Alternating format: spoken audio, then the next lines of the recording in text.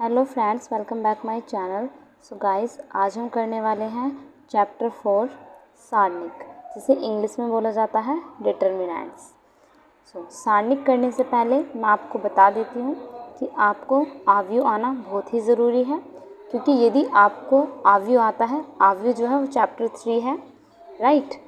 तो आव्यूह यदि आप कर लेते हैं तो आप सारणिक एक ही बार में बहुत ही आसानी से समझ जाएंगे। बट यदि आपने आव्यूह अभी तक नहीं पढ़ा है तो आपको सारणिक को समझने में थोड़ी सी प्रॉब्लम फेस करनी होगी। बट कोई नहीं, मैं आपको फिर भी स्टार्टिंग से ही एक्सप्लेन कर दूंगी। इसमें थोड़ा सा मैट्रिक्स को भी एक्सप्लेन कर दूंगी, जिससे कि जिन बच्चों ने आव्यूह नहीं पढ़ा है उन्हें भी अच्छे से समझ में आ जाए।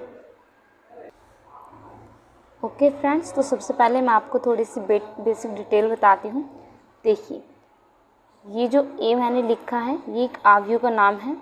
आव्यूह हमेशा इस फॉर्म में लिखा जाता है, राइट, इस तरीके से। अब इसमें जैसे 2 और 6 हैं, ये एक पंक्ति में लिखे गए हैं, यानी कि जो क्षैतिज लाइन में जो नंबर्स लिखे होते हैं उन्हें पंक्तियाँ कहते हैं। तो ये हमारी क्या है, पहली पंक्ति, और पंक्ति को इंग्लिश में बोला जाता है रो, ROW, रो, और डिनोट किया जाता है R से, राइट। तो ये पहली पंक्ति है तो इसे R1 से डिनोट करेंगे। ये हमारी दूसरी पंक्ति है, ये क्या है, ये है दूसरी पंक्ति, इसे भी रो बोलते हैं, मतलब पंक्ति को तो रो ही बोलते हैं, पहली हो दूसरी हो कोई सी भी हो। और इसे डिनोट करते हैं R2 से। तो ये जो R से पता चलता है कि रो है, और ये जो 2 लिखा है इससे पता चलता है कि हम दूसरी पंक्ति की बात कर रहे हैं, राइट। अब इस तरीके से जो वर्टिकल लाइंस हैं, जिन्हें हिंदी में ऊर्ध्वाधर लाइन बोला जाता है, तो ये इन्हें कहलाते हैं स्तंभ। स्तंभ को इंग्लिश में बोलते हैं कॉलम, और स्तंभ को डिनोट किया जाता है C से। अब क्योंकि ये हमारा पहला स्तंभ है तो इसे हम लिखेंगे C1, और ये हमारा दूसरा स्तंभ है तो इसे लिखेंगे C2। सो आई होप कि आपको मैट्रिक्स का जो बेस है वो क्लियर हो गया होगा कि मैट्रिक्स क्या है और क्या नहीं। अब मैट्रिक्स में एक इम्पोर्टेंट होता है इस मैट्रिक्स की कोटि, दैट मीन्स आव्यूह की कोटि। तो आव्यूह की कोटि क्या होती है, जो कोटि होती है आव्यूह की वो लिखी जाती है M क्रॉस N, जिसमें जो M होती है वो पंक्तियों की संख्या होती है, पंक्तियों की संख्या, और जो N है ये होती है स्तंभों की संख्या, स्तंभों की संख्या। तो यहाँ पर जैसे कि हम देख सकते हैं कि जो पंक्ति की संख्या है वो क्या है, 1 2, यानी 2 पंक्ति हैं। तो पंक्ति की जगह हम क्या लिख देंगे, 2 इंटू N क्या है, स्तंभों की संख्या। तो स्तंभ कितने हैं, स्तंभ भी 2 हैं, तो 2 इंटू 2। तो ये क्या हो गई, आव्यूह की कोटि, राइट। बस, तो अगर आपको इतना बेस क्लियर हो गया हो तो चलिए पढ़ते हैं सारणिक क्या है। तो देखिए, जैसे कि हमें कोई भी एक मैट्रिक्स गिवन है और हमसे कहा जाता है कि इसका हमें सारणिक का मान ज्ञात करना है, तो इस सारणिक को डिनोट किया जाता है मोड A से।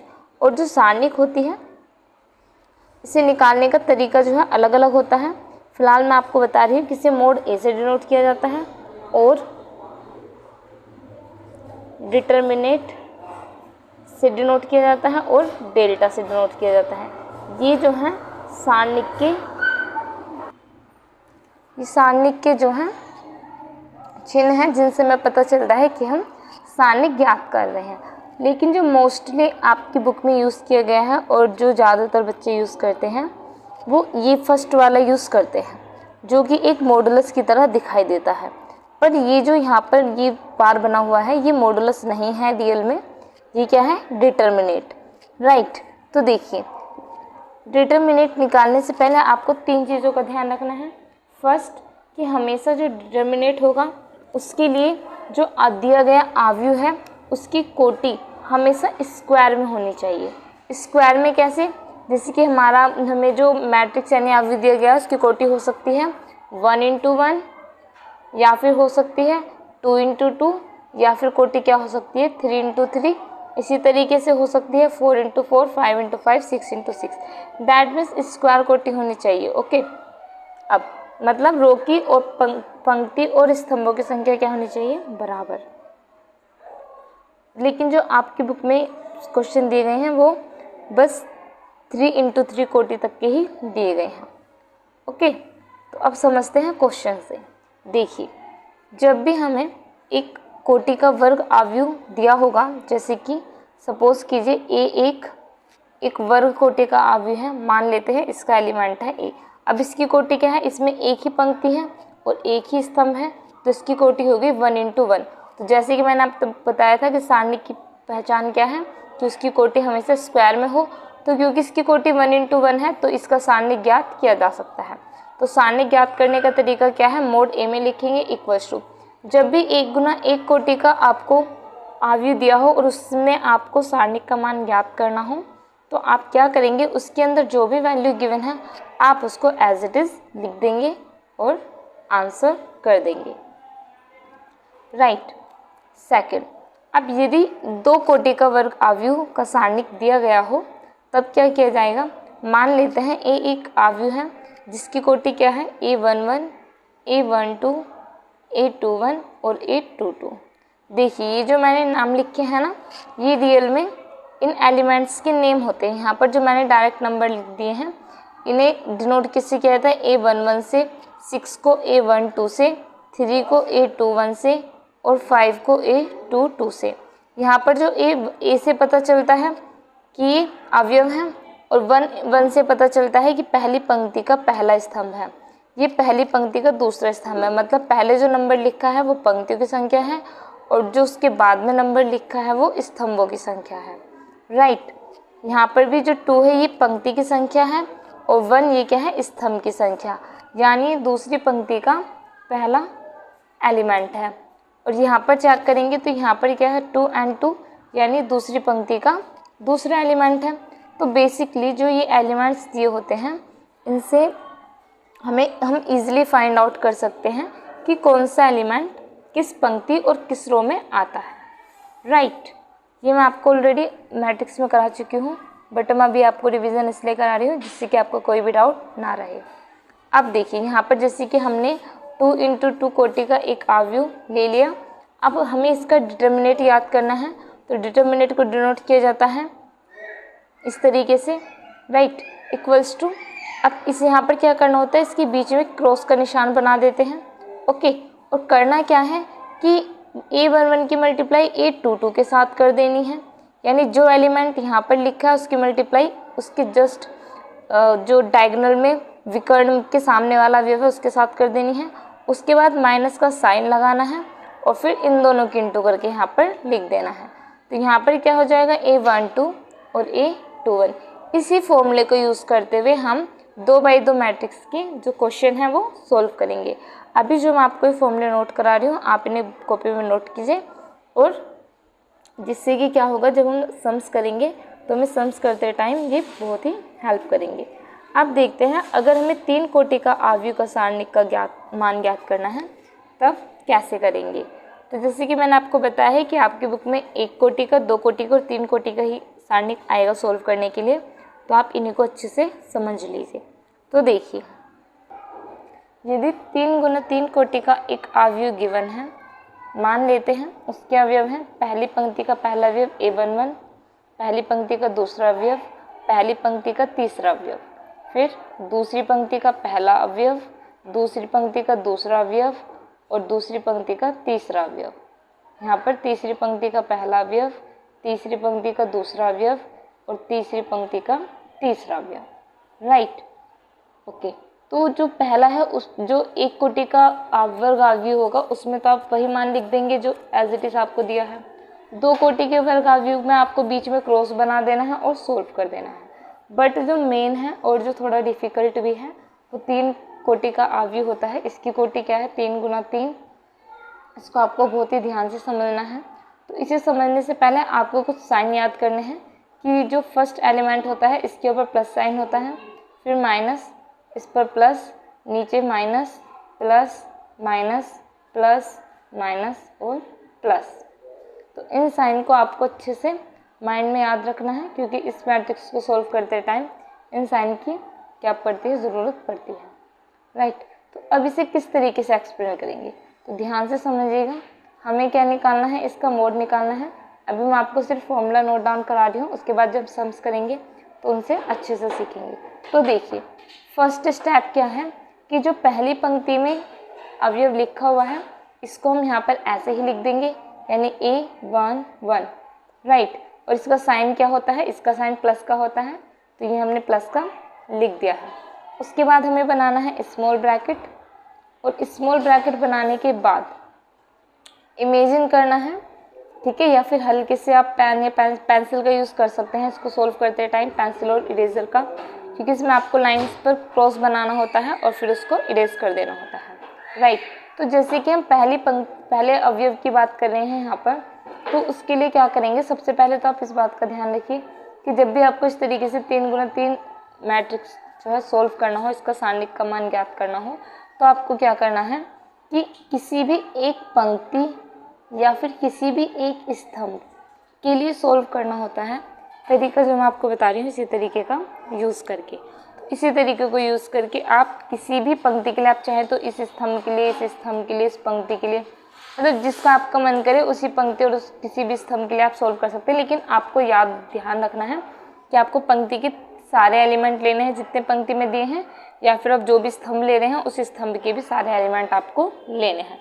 तो यहाँ पर जैसे कि मैं अभी आपको पंक्ति में सोल्व करके दिखा रही हूँ, तो मैंने यहाँ पर फर्स्ट पंक्ति ली है, तो बस जो हमारा कंप्लीट सॉल्यूशन होगा ना इस मैट्रिक्स का, वो केवल एक पंक्ति से ही आ जाएगा। अब देखिए कैसे, हमने यहाँ पर पहले एलिमेंट को ऐसे का ऐसे ही लिख दिया। अब पहला एलिमेंट जिस लाइन यानी जिस पंक्ति और जिस स्तंभ में आता है उसको इस तरीके से कट कर दीजिए, इस तरीके से। ये काम आपको पेंसिल से करना है और बाद में इरेज कर देना है। ये मैं आपको सिर्फ दिखाने के लिए यूज़ कर रही हूँ। तो देखिए हमने क्या किया, इसको कट कर दिया। अब बचे हुए जो एलिमेंट हैं, कितने एलिमेंट बचे, 4 एलिमेंट बचे, इसमें आपको अप्लाई करना है 2 कोटि का जब आगे सोल्व करते हैं उस मेथड को। देखिए तो जैसे कि इसमें 2 बाई 2 कोटि का आव्यूह बचा ना, अब हमारा एक लाइन और एक स्तंभ काट के, तो उसको आपको इस मेथड से सोल्व करना है। करना क्या है, बीच में क्रॉस का निशान बनाना है, विकर्ण के सामने वाले जो भी एलिमेंट्स हैं उनके आपस में मल्टीप्लाई कर देनी है और बीच में माइनस का साइन लगा देना है। सेम प्रोसीजर हमें यहाँ पर फॉलो करना है। तो हम यहाँ पर बीच में क्रॉस का निशान बना देंगे और इसकी मल्टीप्लाई इसके साथ होगी, यानी कि A22 के इंटू हो जाएगी A33 के साथ। उसके बाद माइनस का साइन, अब A32 की मल्टीप्लाई किसके साथ होगी, A33 के साथ, राइट। अब आपका डाउट होगा कि मैम आपने जो ये साइन लिखे हैं प्लस माइनस, इनका यूज़ कहाँ पर है, तो इनका यूज़ जो है ना एग्जैक्टली वो ओनली फर्स्ट एलिमेंट लिखते टाइम होता है। जैसे कि अभी हमने इसके लिए सोल्व किया, अब हम इसके लिए सोल्व करेंगे तो इसका साइन माइनस है, तो बस यहाँ पर क्या करेंगे माइनस। मतलब मेनली जो साइन होते हैं ना, इनका यूज़ सिर्फ इन एलिमेंट्स के लिए होता है, अंदर वाले एलिमेंट्स के लिए नहीं होता। ओके, तो देखिए अब हम करेंगे A12 के लिए सोल्व, तो इसका साइन माइनस है इसलिए हमने यहाँ पर माइनस लगा दिया। अब इसके लिए इस पंक्ति को काटा जाएगा, सॉरी इस स्तंभ को काटा जाएगा और पहली पंक्ति को काटा जाएगा। तो एलिमेंट बचेंगे फर्स्ट और ये थर्ड और ये दोनों। तो यहाँ पर क्या हो जाएगा, ये हो जाएगा A21 into A33 minus A31 into A23, right. आप चाहे तो आप इसे फिंगर से भी हाइड कर सकते हैं, जैसे कि इस तरीके से फिंगर से हाइड कर सकते हैं पहली पंक्ति और पहले स्तंभ को, तो ये 4 बच जाएंगे। फिर दूसरे स्तंभ और पहली पंक्ति को इस तरीके से फिंगर से हाइड कर लीजिए, छुपा लीजिए, राइट। इस तरीके से भी कर सकते हैं और पेंसिल और इरेजर का यूज़ करके तो आप कर ही सकते हैं। तो ये आपके ऊपर है कि आपको कौन सा मेथड ज़्यादा इजी समझ में आता है। ओके, तो आपकी चॉइस है।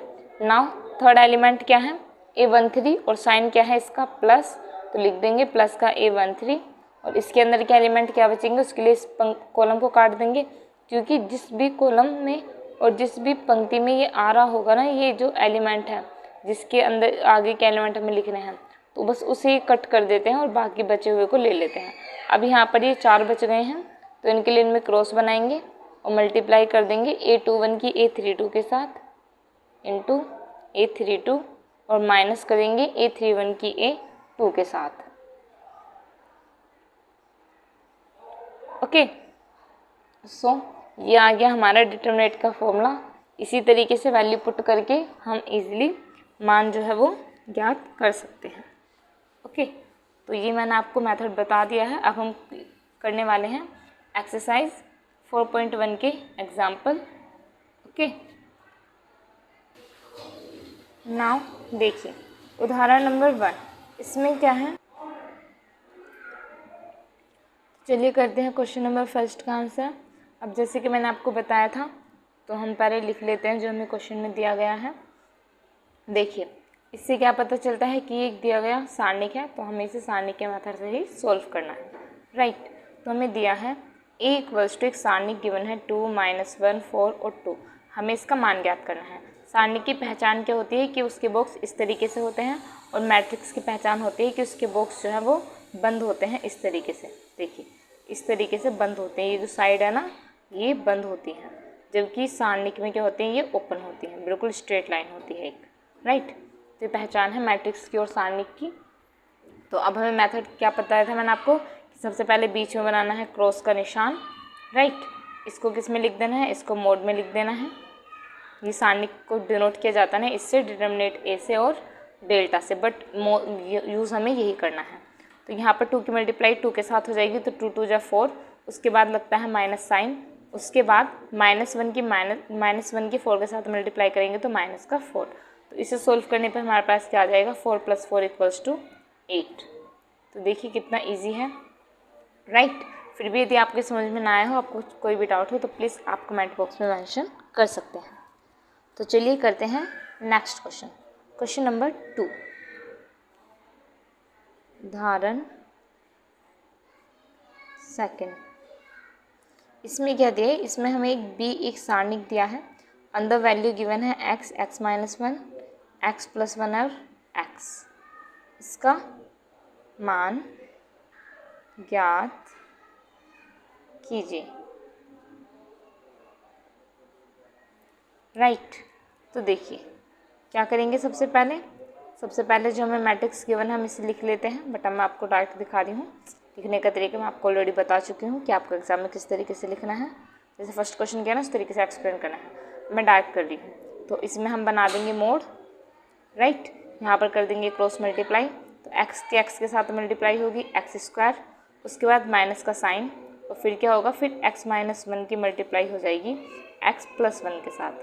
तो क्योंकि a-b और a+b का फॉर्मूला है, तो ये किसका फॉर्मूला बन जाएगा, a² - b²।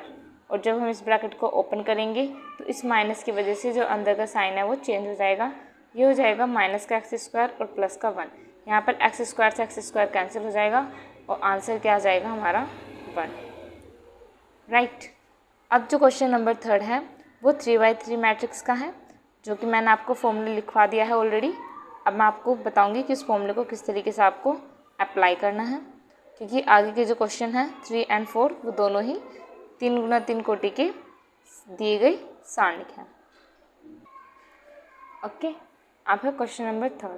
तो इसमें हमें एक आगे जो दिया उसकी कोटि क्या है, 3×3, और इसको जो सॉल्व करने का मेथड है वो क्या है, 3×3 कोटि के आव्यूह को सॉल्व करने का मेथड मैं आपको ऑलरेडी लिखवा चुकी हूँ। सो आई होप कि आपने वो नोट डाउन किया होगा। तो चलिए करते हैं उसे अप्लाई। तो सबसे पहले मैंने आपको बताया था कि हम कोई भी एक पंक्ति या फिर एक स्तंभ ले लेते हैं। अब देखिए इस सवाल को हम 2 तरीके से कर सकते हैं। पहला कि हम पहली पंक्ति ले लें और फिर सोल्व करें, और सेकंड हमें क्या करना है, हम अपने माइंड का यूज़ करना है, हमें चेक करना है कि इसमें जीरो कहाँ कहाँ पर है। तो यहाँ पर देखिए, यहाँ पर 2 0 हैं और एक ही 4 है। तो अगर हम इसके लिए सोल्व करें इस कॉलम के लिए, तो हमें तो ओनली इसके लिए सोल्व करना पड़ेगा, क्योंकि 0 के अंदर इंटू होगी तो 0 तो वैसे भी 0 हो जाएगी, राइट। तो इसको आप कम टाइम में और आपका आंसर भी एक्यूरेट आए, इसको सोल्व करने का बेस्ट ट्रिक है कि आप 0 फाइंड आउट कीजिए। अगर 0 नहीं है तब तो करना ही है सिंपल सीधे सीधे, बट अगर 0 हैं 2 या 3 तो आपको चेक कर लीजिए कि अब जिस भी पंक्ति या जिस भी स्तंभ में 0 हो उसी पंक्ति और स्तंभ के लिए आप इसका मान ज्ञात कीजिए।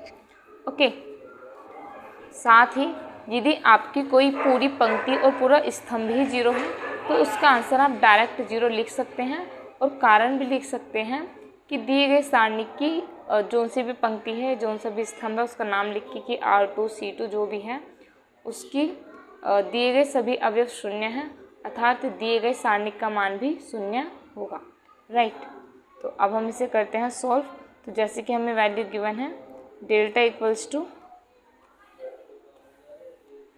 1 -1 4 2 3 1 4 0 एंड 0, राइट। तो हम इसको कैसे सोल्व करेंगे, हम इसे इस कॉलम के लिए सोल्व करते हैं। तो मैंने आपको साइन बताए थे कि पहला प्लस का होता है, दूसरा माइनस का, फिर प्लस का। नीचे इसका उल्टा हो जाता है, यहाँ प्लस है तो यहाँ पर माइनस आ जाएगा, यहाँ माइनस है तो यहाँ प्लस आ जाएगा, यहाँ प्लस है तो यहाँ माइनस आ जाएगा। अब ये इसका उल्टा आ जाएगा, यहाँ माइनस है तो यहाँ पर प्लस, ये प्लस है ये माइनस, और ये माइनस है तो ये प्लस। अब साइन बस हमें ये तीन ही यूज़ करने हैं, राइट, प्लस माइनस और प्लस। मोस्टली अगर आप ध्यान से चेक करें तो होता क्या है, जैसे कि पहली पंक्ति है उसके sign plus minus plus, right, दूसरी पंक्ति में माइनस प्लस माइनस, और तीसरी में वापस से यही। फर्स्ट और थर्ड के तो सेम ही है, बस बीच के अलग हैं। सेम इसमें कॉर्नर की साइड में प्लस माइनस प्लस, बीच में उल्टा है माइनस प्लस माइनस, और इधर प्लस माइनस प्लस। तो इसे आप इजी भी याद कर सकते हैं। तो अब देखिए 4 जो है वो प्लस का है, तो हम 4 को लिख लेते हैं। उसके लिए हमें क्या करना है, उसके बाद हमें इन दोनों को हाइड कर देना है, यानी 4 जिस स्तंभ में आ रहा है उस स्तंभ को, और जिस पंक्ति में आ रहा है उस पंक्ति को, तो हम छुपा लेंगे इस तरीके से छुपा लेंगे। और यहाँ पर हम अपने बचे हुए एलिमेंट लिख देंगे -1 4 3 और 1, राइट। उसके बाद फिर यहाँ पर क्या है, माइनस की 0। अब इस माइनस की 0 के लिए करेंगे तो बीच वाली पंक्ति हाइड कर देंगे, ये वाली और ये वाली, क्योंकि 0 जिस भी पंक्ति में और जिस भी स्तंभ में आ रही है उसी पंक्ति और स्तंभ को नहीं लेते, बाकी के बचे हुए एलिमेंट्स लिख लेते हैं। तो बचे हुए एलिमेंट्स हैं 1, यहाँ पर है 4, ऊपर है 2 और नीचे है 1। उसके बाद ये वाली 0 बची तो +0। अब इस 0 के लिए ये कट हो जाएगा और ये वाली लाइन कट हो जाएगी, तो यहाँ पर क्या बचेगा 1 -1 2 और 3। अब जैसे कि हम जानते हैं कि 0 को हम किसी में मल्टीप्लाई कर लें ऑब्वियसली 0 ही आएगा, तो इन्हें सोल्व करने की ज़रूरत नहीं है। सिंपल इसे सोल्व करते हैं, बीच में लगाते हैं क्रॉस का निशान। -1 की 1 में इंटू करेंगे तो 4 तो ऐसे ही चल रहा है, ये हो जाएगा -1। उसके बाद माइनस का साइन, 4 3 जा 12, और इधर तो 0 चली रही है माइनस की प्लस की, तो वो 0 हो रखी 0 ही रहेगी। 12 में 1 ऐड करेंगे तो ये हमारा हो जाएगा -13, और 4 की मल्टीप्लाई करेंगे -13 में, तो आंसर क्या आ जाएगा -52। तो बस ये देखिए कितनी इसी तरीके से हमारा आंसर आ गया है। आपसे दूसरे तरीके से भी कर सकते हैं, जैसे कि अगर आप लेना चाहें पहली पंक्ति को इस तरीके से भी आपसे सोल्व कर सकते हैं, तो वो आपको मुझे करके दिखाना है और कमेंट बॉक्स में आंसर बताना है कि आपका आंसर ये आ रहा है या नहीं आ रहा। क्योंकि अगर आपका आंसर ये नहीं आ रहा होगा तो मैं खुद आपको उस क्वेश्चन को फिर से करा दूँगी, राइट, जिस भी रो या कॉलम से आप कहेंगे उससे। तो चलिए करते हैं नेक्स्ट क्वेश्चन, उदाहरण नंबर 4।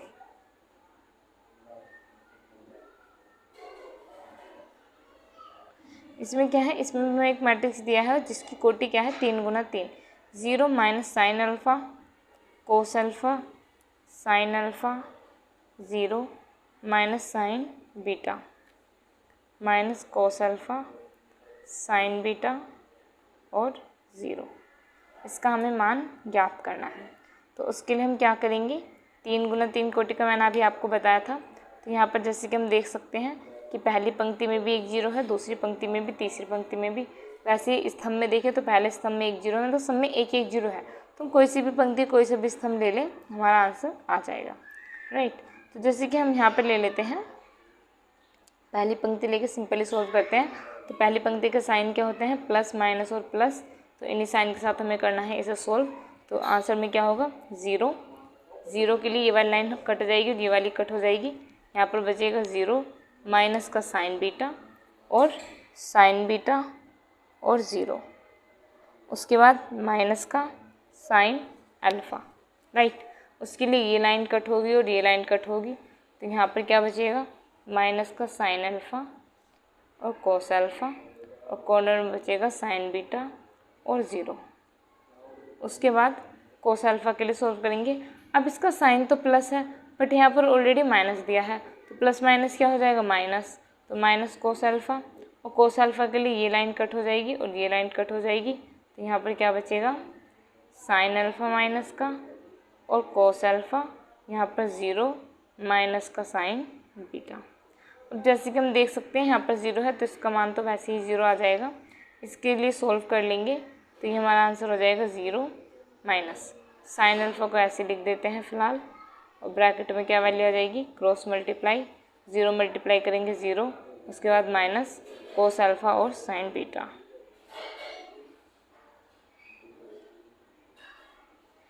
ओके, इसी तरीके से इस माइनस कोस के लिए सोल्व करेंगे तो इसके लिए भी क्या हो जाएगा, क्रॉस मल्टीप्लाई करेंगे साइन अल्फ़ा के साइन बीटा में, माइनस से माइनस ख़त्म तो ये प्लस का हो जाएगा sine alpha into sine beta, और माइनस हो जाएगी 0, क्योंकि 0 में कोस अल्फ़ा की मल्टीप्लाई करेंगे तो 0 ही आएगा। अब इस साइन अल्फ़ा के अंदर मल्टीप्लाई हो जाएगी, कोस अल्फ़ा के इसके अंदर हो जाएगी। तो देखिए मल्टीप्लाई करने पर हमारे पास वैल्यू आ जाएगी cos alpha sine alpha sine beta, और माइनस में आ जाएगा cos alpha sine alpha sine beta. अब क्योंकि ये और ये वैल्यू सेम है, ये प्लस की है माइनस की है, तो ये कट की क्या हो जाएगी 0, तो इस सारणिक का मान क्या आ जाएगा हमारा 0। अब करते हैं अपना लास्ट उदाहरण, उदाहरण नंबर 5। तो इसमें क्या किया हुआ है, इसमें हमें 2 मैट्रिक्स डिटर्मिनेंट दिए हुए हैं जिसमें से हमें x की वैल्यू फाइंड आउट करनी है। ओके, तो इसमें दिया गया है तो x का मान ज्ञात कीजिए। तो इसमें x का मान ज्ञात करना है तो उसके लिए हम क्या करेंगे, देखिए जब भी इस तरीके से आपको मैट्रिक्स दिए हों तो क्या करना, पहले इधर का सोल्व करना, फिर इधर का सोल्व करना, और इक्वल्स टू के ही चलते रहेंगे। जैसे कि हमें ऑलरेडी दिया है 3x x1 इक्वल्स टू को उधर दिया है 3 4 2 और 1। अब हम बहुत अच्छे से जानते हैं कि 2 बाई 2 के मैट्रिक्स को किस तरीके से सोल्व किया जाता है। उसके लिए बीच में क्रॉस का बना देते हैं साइन, 3 के 1 में मल्टीप्लाई करेंगे 3, उसके बाद माइनस x के x में करेंगे x²। अब इक्वल्स टू के इधर 3 के 1 में करेंगे 3 माइनस 4 के 2 में करेंगे 8। ये हो जाएगा 3 minus x² equals to minus का 5। इस वैल्यू को उधर ले जाएंगे तो हमारे पास वैल्यू आ जाएगी x², राइट, और ये 5 इधर आ जाएगा इक्वल्स टू 5 इधर आएगा तो क्या हो जाएगा, प्लस का हो जाएगा, और ये ऑलरेडी प्लस का है तो यहाँ पर हो जाएगा 8, राइट। फिर x इक्वल्स टू जो स्क्वायर है उधर जाके बन जाएगा √8, और इसे सोल्व करने पर हमारी वैल्यू क्या आ जाएगी, प्लस माइनस 2√2। तो यहाँ से हमारा x का मान आ जाएगा 2√2। तो आई होप कि आपको वीडियो अच्छे से समझ में आई हो। फिर भी यदि आपको कोई डाउट हो तो आप नीचे कमेंट बॉक्स में मेंशन कर सकते हैं। So guys, thank you for watching my video.